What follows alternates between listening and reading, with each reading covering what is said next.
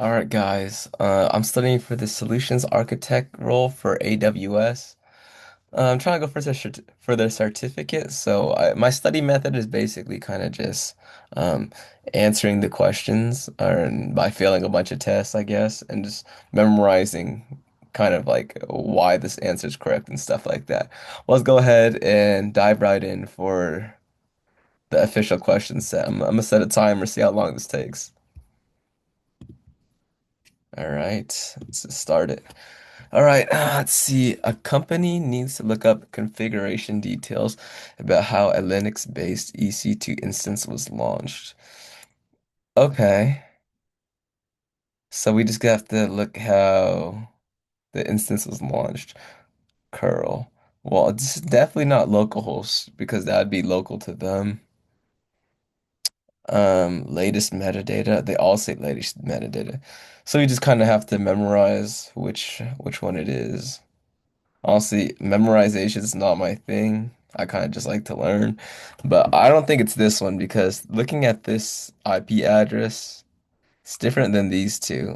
It should end in three numbers, not point zero point. So I would eliminate this. I think the one that seems the most familiar. Oh, wow, they're really playing with it right here. 169, 169. They're swapping the orders. I think it would go A. Let's check it out. All right, it's pretty good. I kind of just had to guess there. The only way to retrieve instant metadata is to use the link local address. I guess we're just supposed to memorize the link local address. So if it starts on 169 and it has that twice, okay, so 169, 254. What was the other choice? 69, 254, 169. Well, yeah, I guess it's the one that starts at 169 and then repeats twice. So you see this pattern? I guess that's how you would memorize it for the test. Okay, a company is deploying a new database on EC2 instance. The workload if this database requires a single Amazon Elastic Block store, 20,000 IOPS. Okay, so I think the general purpose one, forgot how much it holds. It's definitely not cold though. Cold does not have that many. Provision might have too much. I don't know. I feel like I don't think it's this. I think it's either general or provisioned. Provision might be. It's like it'll definitely work, but it might be overkill. I think this goes up to like 64,000. I'm not sure how much this one goes for. I'm just gonna have to say provisioned, right? Yeah. Okay, looks like I got it correct. Yeah, 64,000. This one was 16,000. Okay, so yeah, this one was 500 EPOS, IOPS. This one wouldn't work. Yeah, the cold was definitely not it. Kind of, you just have to memorize, I guess. You have to know that general is 16,000 and then provision is 64,000. This one was gonna work, but I might have thought that it was overkill because you see how it's a lot bigger than 20,000. So yeah, okay, let's go next question. Okay, which components are required to build an on-site VPN connection to AWS?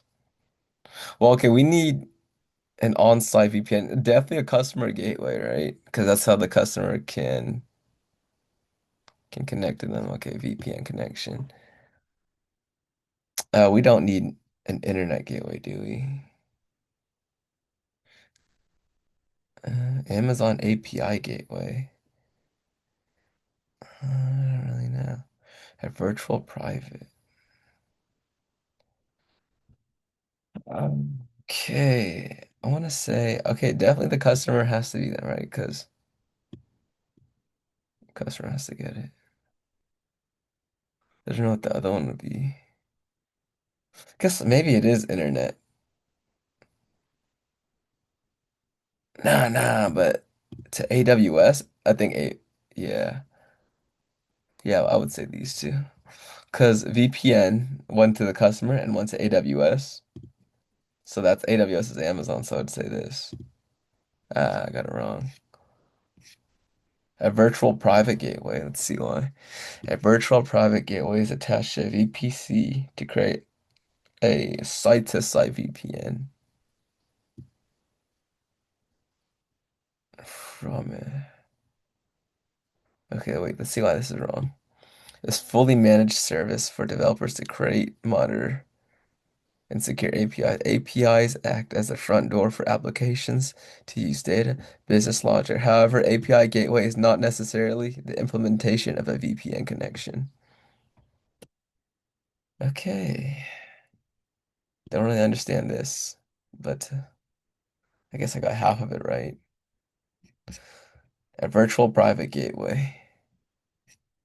Because VP stands per virtual private. Okay, I guess.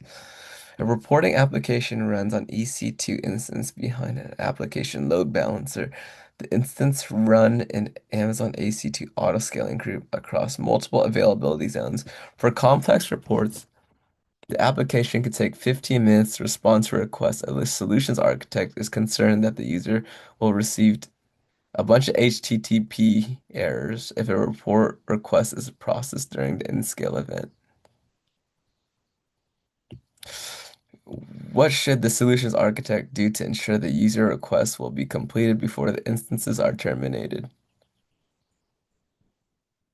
Well, talking about completed before instruments are terminated. I don't think it's sticky. Increase the size of the application. That would work. This would work. Increase the cooldown per period for the auto scaling group for greater amount of time. I think increasing the period probably more cost effective, right? Increasing the deregistration delay. I think this would work actually, because let's see. Okay, load balancer would work, but I mean it would have to scale up a lot, right? Also, it's not guaranteed. You just have if you just got like a giant load balancer, that would work. Increase the cooldown period for the auto scaling group to a greater amount of time.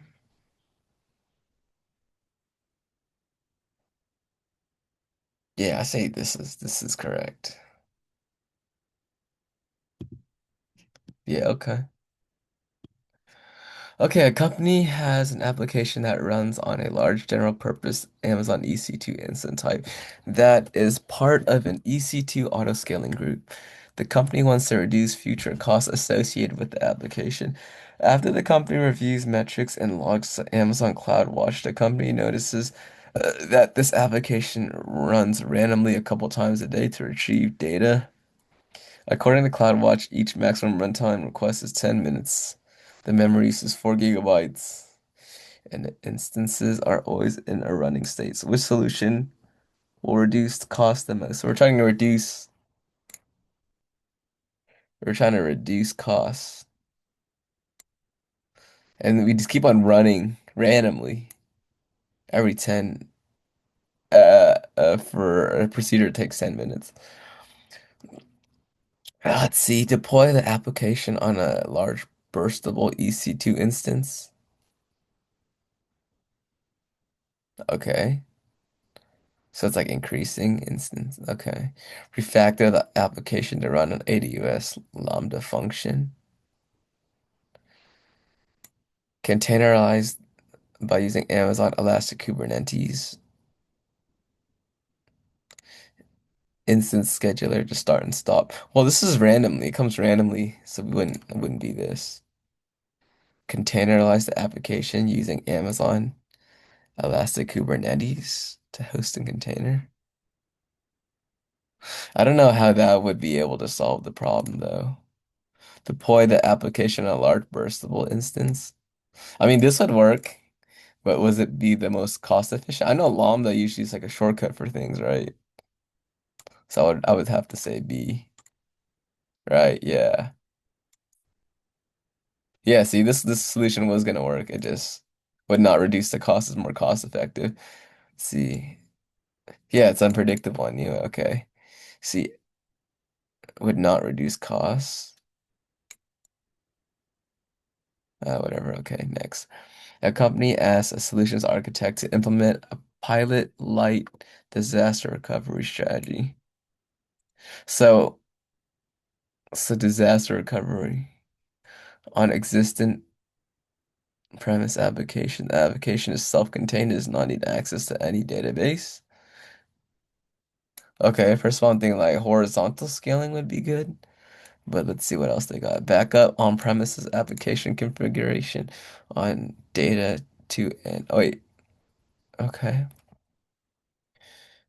On-premise application fails, build a new hosting environment on AWS and restore the application. Okay, that could work. Recreate the application hosting environment on AWS using EC2 instances. Stop the EC2 when on-premise application fails. If the stopped EC2 instance indirect 100%. Wait, what the fuck? Recreate the application hosting environment on AWS by using Amazon EC2 instances and stop the EC2 instance when on-premise application fails. When stopped EC2 instance. Start the stopped instance and direct 100. So just disaster recovery. I think this would work. 10% of the application to the EC2. So this would be kind of like using the EC2 instance a little bit, even though it didn't fail. And this one would be like, don't even have the EC2. Well, it's supposed to be a backup, so I'm thinking B, it can't be C. Back the premises application configuration on data to the Amazon E3 bucket. When on-premises application fails, rebuild on-premise hosting environment and restore application from, well, it doesn't need any access to the database, so we don't really need this. We could just do it all in EC2, right? Right. Let's see. Yep, okay. Pretty good. All right, next. A meta company is designing a new application for graphic rendering. Requires 400 gigabytes of storage. That's a lot, right? Okay. That requires, oh, it requires a lot. Okay, for 40K random IPOS. Input output per second. That's what IOPS stands for. What's the most cost effective? Let's see, a burstable Amazon, a burstable storage. I think IO2. Which one was it again? New application for graphic rendering. It needs a bunch of storage for temporary data that's discarded. Okay. A, a storage optimized Amazon EC2 instance with provisional Amazon Elastic Volume. A storage optimized for Amazon EC2 instance. A storage optimized Amazon EC2 instance with instance storage. I don't even know for this one. A burstable, a burstable. I mean, there's two burstables. I want to just say this one because it says it's already optimized, right?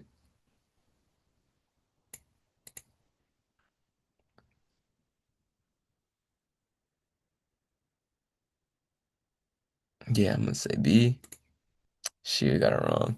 A storage with optimized EC2. Ah, that also said optimized. Okay. A storage is optimized instances are designed for workloads that require high sequential read and write access. What is storage? These instances are optimized to provision applications with tens of thousands of low latency. Wow. Okay. Why was this not correct? It's not cost effective. Okay. Because it has EBS. Uh, okay. A company developing a new mobile version of its popular web application. The mobile app must be accessible for internal and external users. The mobile app must handle authorization, authentication, and user management. Cognito, man. This is more for like private stuff. This is private stuff. Security token. Let's see. Yeah, because internal and external, so these would not work, right? Too specific. This would be too tedious. Cogno would work. Let's go Cogno.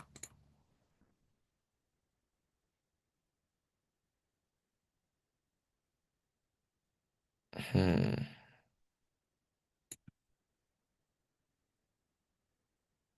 You can use IAM users and group to control who's authenticated. All right. A company designing disaster recovery architecture for an important application on AWS.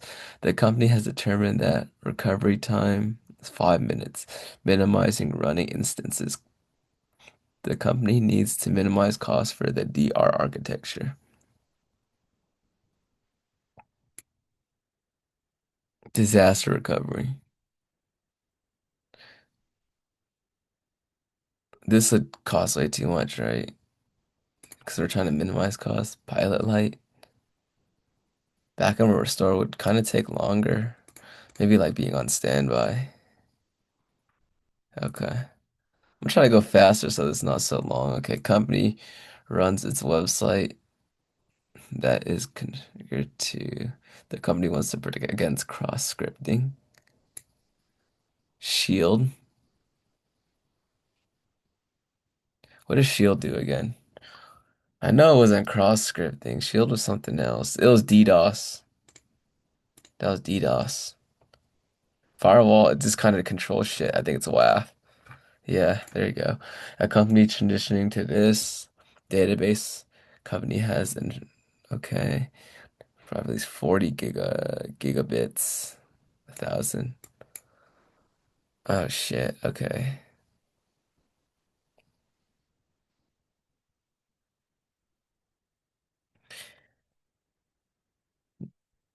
Provisioned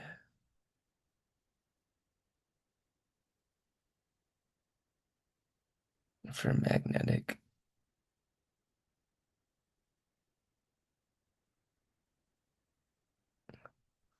No, I think it's general. Provision's way too big. I think 50, right? This is 40. Yeah, okay. A company is deploying a new application that will consist of an application layer available at all times. However, the application have unpredictable patterns. Most cost effective.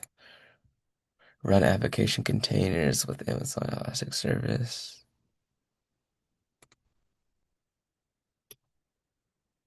Wait, okay. Relational database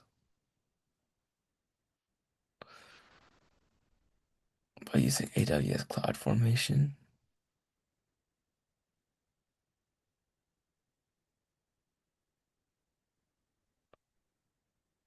Fargate.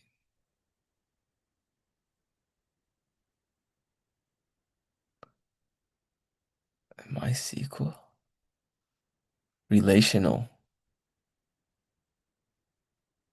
Relational. Aurora is also relational, right? Okay, cool. What we use Fargate for compute. It incurs minimal costs. Service. Yeah, okay. Company is investigating services to manage vulnerability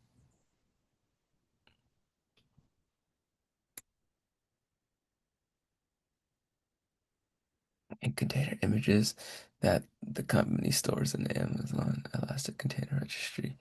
The server service should identify potential software vulnerabilities.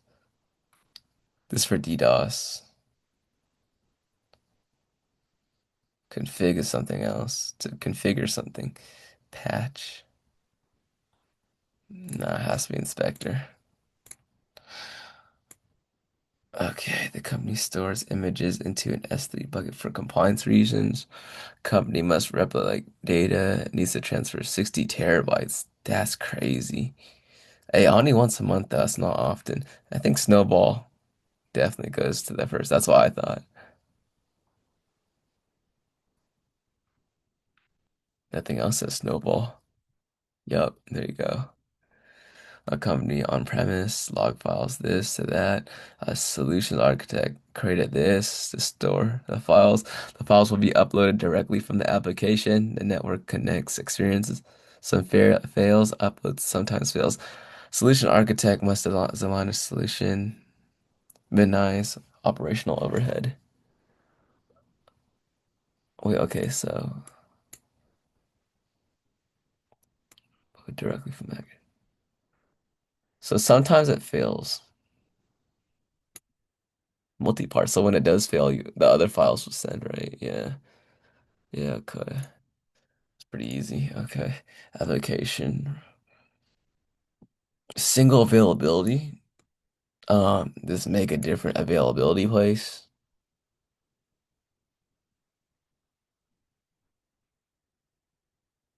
Yeah, okay, there you go.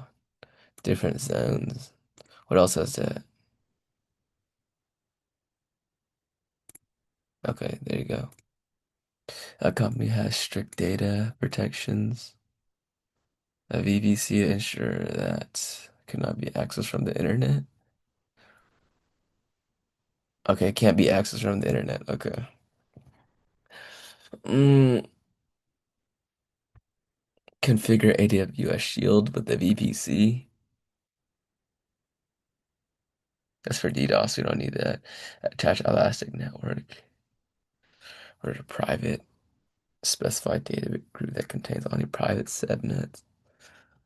Damn. Okay. Configure AWS Direct Connection.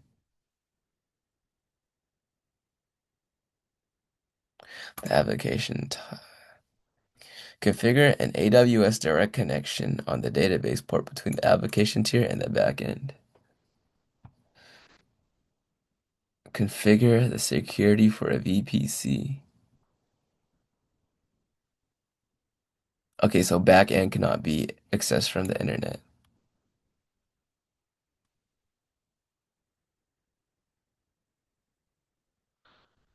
Direct connect. Yeah, D sounds about right. Inbound rule. The database security group that allows requests from security group of an application. Remove all inbound rules. Specify. I think this these two. Ah, shit. Okay, damn. Backend wasn't it? Okay, because direct command use would not meet the requirements. Ah, shit. Okay. Specify a subnet group. Okay. Two more questions left. Okay, company needs to maintain data for 5 years. It's not accessed much. Okay, I'm thinking like iceberg. Is it iceberg? Oh, they don't have that. Oh, glacier, I mean. Not iceberg, glacier. Anything else got it? No, not really. Okay, yeah. Oh, shit. All right, whatever. Let's see. A company uses AWS account to run production workloads. The company has a separate AWS account for its security team. During audits, the security team needs to view specific account settings. A solutions architect must provide the required access to a security team by designing a solution that follows AWS best practices. Yeah, make a new user, I guess. Let's see.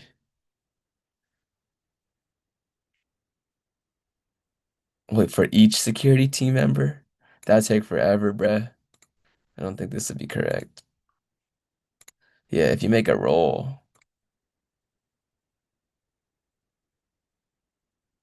yeah, I think this would be good.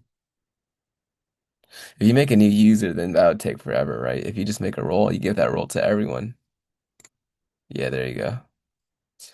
See, last question. A company is developing a chat application that will be deployed to AWS. The application stores the messages by key value data. Key value, okay. Hey, first of all, Aurora is not key value, is it? I don't think this is. Key value A. When you say key value, the first thing that comes up to mind is DynamoDB. It's a key value one. Just gonna go submit this, bro. There you go. All right, let's see what I got. I got 85%. All right, I feel like that's not bad. That's not bad. Um, let's see. Average correct answer time, 1 minute. I don't know how much time they give you on the exam. Um, I think I did pretty good though. Let's see. What did I get wrong? I think I got kind of impatient at the end just because I don't know. Just got impatient. But I got 3 questions wrong. That's not bad actually. They got pretty cool stuff. Let's see, domain scores. I need to work on 2 out of 2.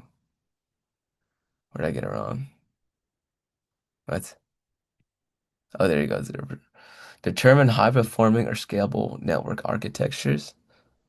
I gotta work on what else? Design cost optimize. Yeah, all right. Well, that's my video on me learning how to studying for the exam for AWS Solutions Architect. I'm not really sure how much or how helpful this certificate will be. Maybe I'm better off studying lead code, but nowadays I don't really know what to study, so I kind of just study everything. All right, thanks for watching, y'all.